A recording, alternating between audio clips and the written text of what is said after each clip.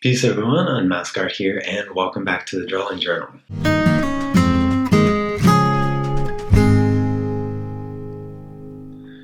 Alright everyone, so I have some awesome news. So my Kickstarter is doing fantastic. I'm like 90%, 85%, somewhere around there, funded already, and it's only been one day, and I'm pretty shocked by the outcome. I was not expecting it at all, and I'm really excited. In fact, I'm probably going to go ahead and order the equipment that I need to start setting up so that I can get it here as soon as possible, because I have a hard time believing that it's not going to be fully funded. I originally was just going to have it set up for like 2 weeks, and I was like, maybe I should set it up for a little bit longer, because I was really, really uneasy about making it, because I don't know, it kind of feels like I'm just asking for money, and it just makes me feel kind of awful a little bit. So I was really hesitant about even setting it up, because I didn't think it was going to. I didn't think it was going to get funded, and I was a little anxious about it, but wow, was I 100% wrong. And I'm super grateful for the people that have backed so far.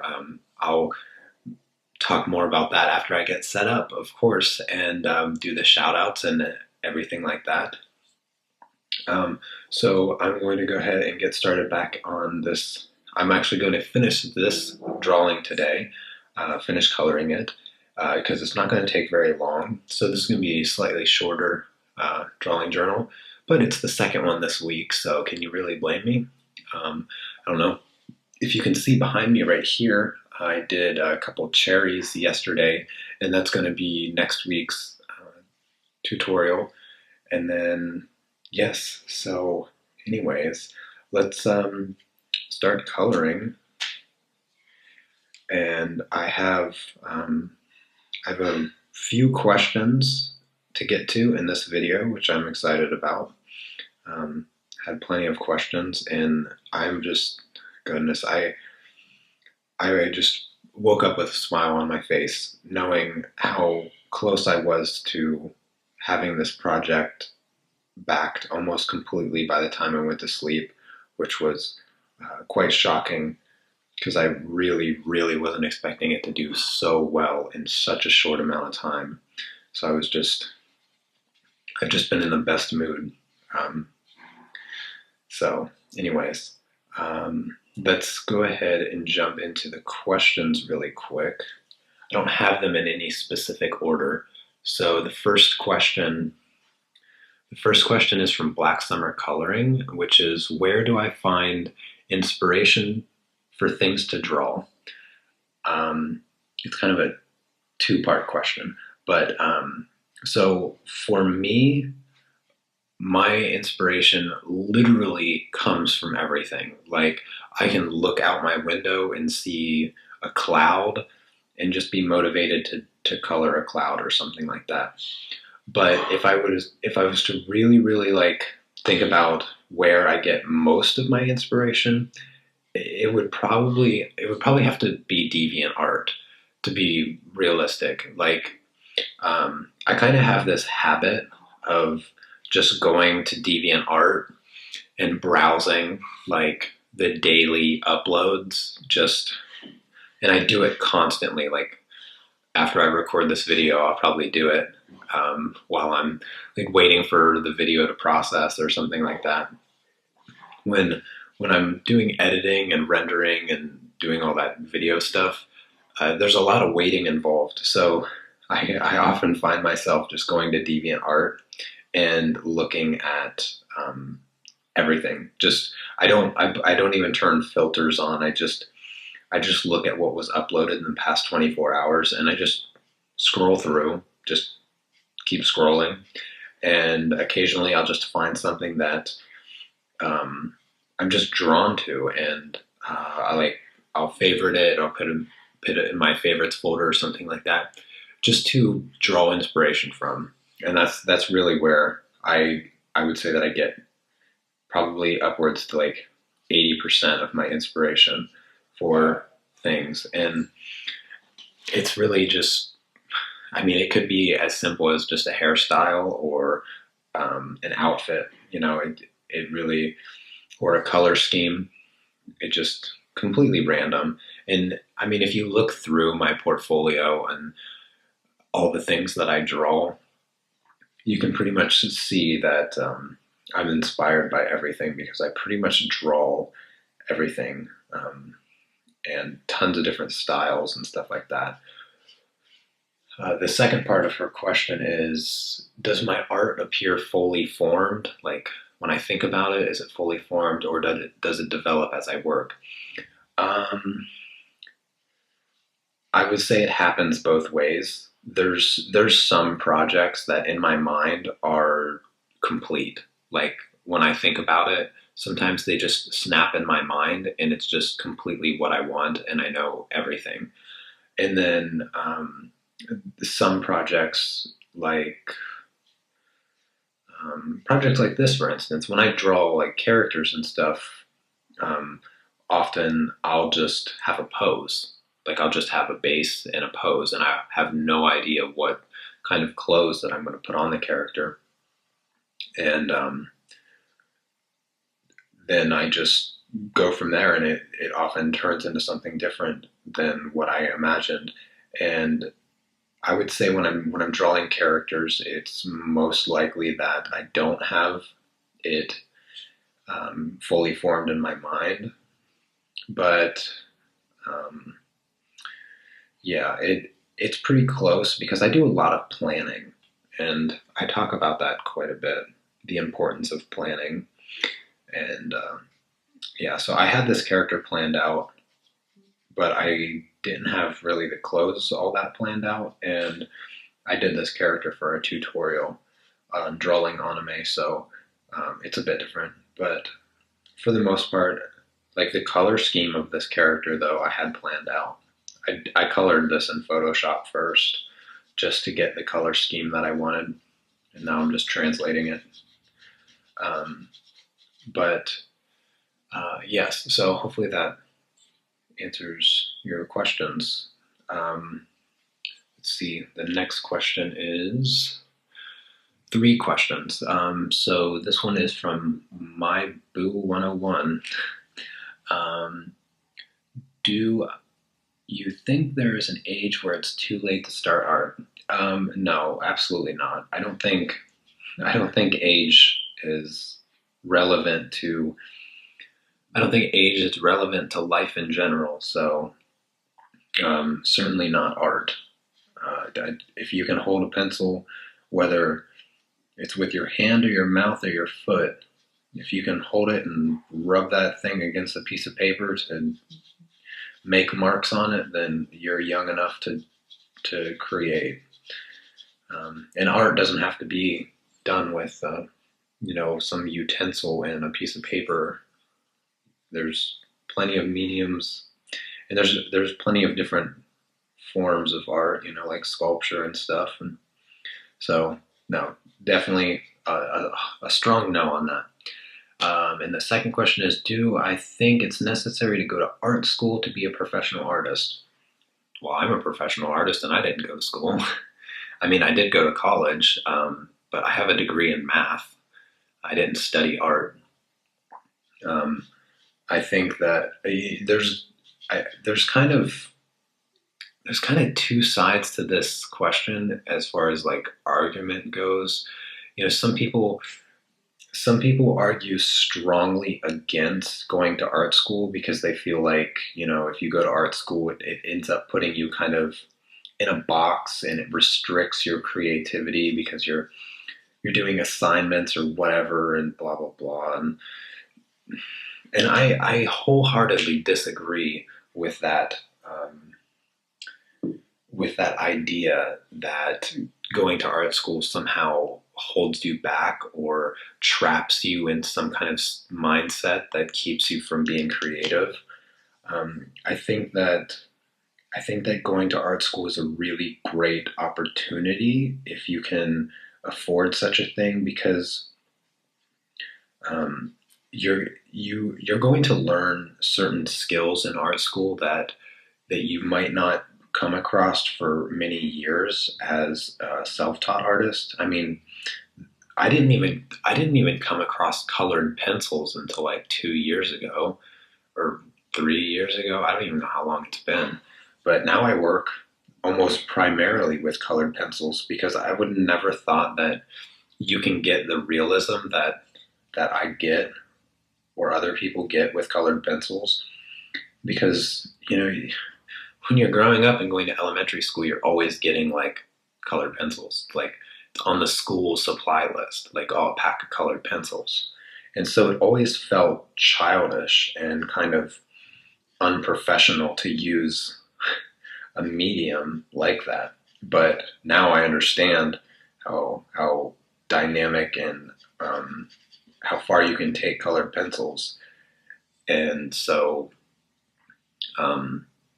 maybe if I had gone to art school or something like that, I would have come across these techniques and things sooner. But I think that what we see coming out of art schools in the past like 60 years has not been exactly what I would say fine artists kind of are drawn to. It's the kind of postmodern era of art that came out of World War II. There's a lot of animosity towards the kind of art that some people just don't like. For instance, myself, I don't really like that kind of stuff, and I disagree with the notion that it's art, but that's beside the point. So definitely not. You do not have to go to art school. In fact, many people would say that it would be a drawback, but I disagree with that. So I think that it's a benefit, but it's not a necessity. The third question is, who are my favorite artists? And I meant to do this. I meant to kind of make a list, and I think I'll do that next video. I'll just gather up the list of artists that I watch on YouTube, because I don't have I don't know like old artists that are dead and their artwork is super famous and stuff. I've always been really bad with names. So if I sit here and I try to list off the artists that I watch on YouTube, it would be a disaster, and I'd end up forgetting the people I really enjoy watching. So I'm not going to try to do that. I'll make a list and put that in the next video. But as far as like old artists, classic artists, like I don't know their names. And even if I made a list and tried to remember it, I'd probably forget more than half of it anyway. And I don't look at that stuff anyway. I mean, like I mentioned in the where I get my inspiration, I'm always looking at what's new, like literally what's new in the past 24 hours. And it doesn't really influence my artwork to look back at some of the older stuff. And I've never really been into that kind of art scene, the ones that go to like galleries and walk around and look at like old paintings and stuff like that. I've never had any interest in that at all. I mean, organic interest, like just interest that is my own kind of my own organically evolved interest in going. I mean, perhaps if I was like invited to do something like that, then I'd probably go and I might enjoy it, maybe.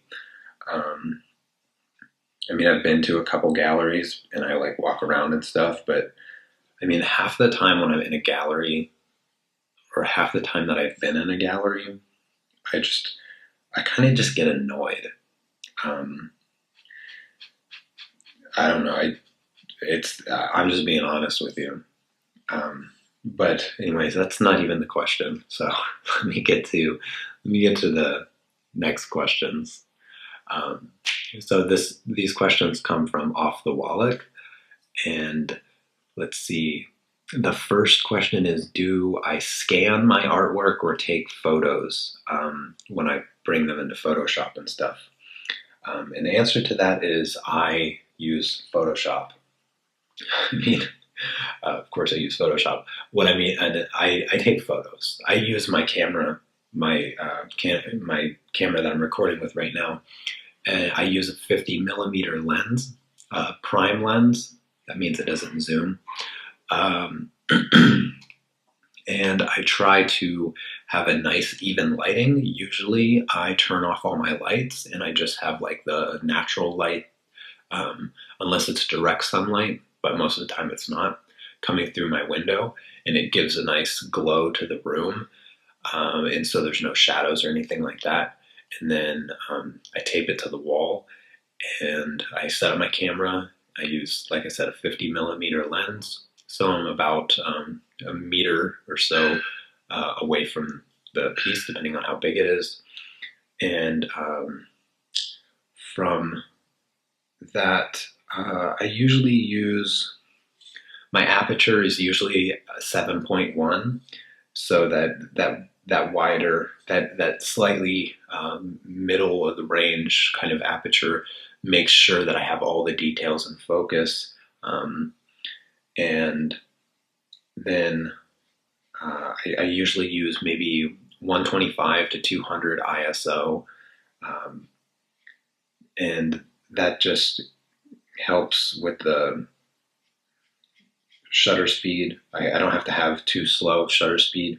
I never push the button to take the photo. I always use a timer so that I'm never touching the camera, because my shutter speed is usually around like maybe a quarter of a second or an eighth of a second. And so even the slightest bit of shaking can cause blur. But I've tried to get my artwork scanned. In fact, when I illustrated a children's book, I got the pages scanned first, because I was like, this is going to make it easier than taking pictures of 25 images and trying to get them all to be perfect. However, I just ended up wasting money. I don't know, it cost like $25 or whatever to get all those images scanned at about 600 DPI, and they all looked like garbage. I've never gotten any of my colored artwork scanned and it looked good.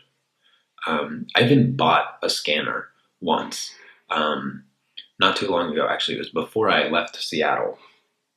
I looked online and I was like, what's the best scanner for artwork? And I spent like a week reading reviews and looking up what one's the best. And I got the best. I did not spare a cent. I got the best. I got it in the mail. I set it up. I followed the directions. I scanned one piece of artwork that was colored, and I was utterly disgusted by it. The scanner seems to wash out colors so harshly that it's just terrible looking. And I tried to play with the settings, and I fiddled around with it, because I don't even remember how much I spent on it, but I spent enough to try to get it to work. And I didn't get it to work. And so I ended up returning it and getting most of my money back, with the exception of shipping and stuff. But pretty much from that point on, and the point in which I tried to get artwork scanned for a children's book, I had pretty much decided that I'm just going to take photographs of my artwork because it looks 10 times better. and it always has, and most likely always will.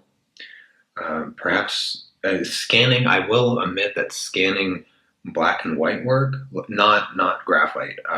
What I mean is black and white ink, because I also have the scans of the inked version of my illustrations, and they look great because there's not a lot for the scanner to mess up in that scenario. But yeah, nothing colored. It's never looked good, so I always take photographs. The next question is, well, it's not really a question. It's to share my link to Kickstarter, which I did yesterday with the other video, but I will definitely have the Kickstarter link again on this video, just in case anybody missed that video yesterday and wants to help complete the funding for that project. I just need $25 more, so if anybody's interested. And I did get a question about the prints. I'm going to have to update that. But the prints aren't very big. Actually, I have one here. So these are the same prints that I give for my Patreon supporters. There are these ones here. I think it's 10 centimeters by 15, if I'm not mistaken. But yeah, these are the prints. Yeah. I have some of... Here's the draft one, if you can see. But it got cut off a little bit, so I had to resize it, and I have to get more made. But yeah, those are the prints. Anyways, that's all I have for questions. So feel free to ask as many as you like in the comments, and I'll get to them. I'll get to them in the next video. I'm just going to finish up her skirt and her shoes. But I'm going to go ahead and cut this video off, and this drawing will be done. So for the next drawing journal, I'm not quite sure what I'm going to do, actually. So for the next drawing journal, I'm going to have to figure something out. So if you have any ideas, feel free to leave those in the comments as well. I've been wanting to do a figure for like a month and a half now, so I'll probably do one of those. It's something that I always enjoy, and so yeah, I might do that. But anyway, thanks again for those that are watching, and for those that supported my Kickstarter.